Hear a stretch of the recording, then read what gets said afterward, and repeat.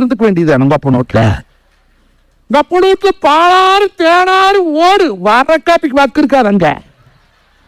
உங்க அப்ப நோட்ல எனக்கு கேட்டதெல்லாம் வாங்கி கொடுத்தாங்க. கொப்ப கிட்ட நீ என்னதான் கேட்ட? ஒரு நல்ல புருஷனா பார்த்து கொடுன்னு சொல்லி கேட்டா. 5 ரூபா பொட்டி, 10 ரூபா வளையல், 15 ரூபா பேரன் லவ்லி, மண்டை கட்டுறக்கு ஒரு ரிப்பனு.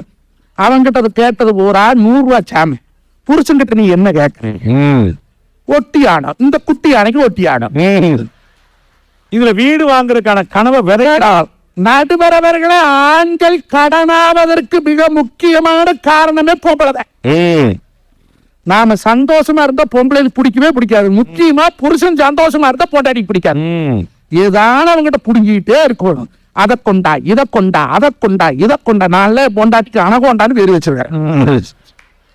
எதை கேட்டாலும் எத்தனை கொடுத்தாலும் பத்துறது இல்லைங்க. பெண்கள் மனசு என்னைக்கா திருப்திப்படுத்தி பார்த்துருக்கிறீங்களா?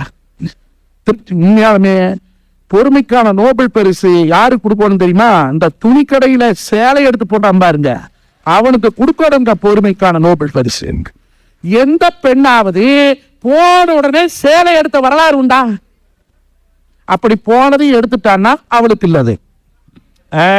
யாருக்கா கொடுக்கறதுன்னா போனதையும் எடுத்துருவா. போனதை எடுத்தோன்னு நாத்தனா இருக்கு. 1965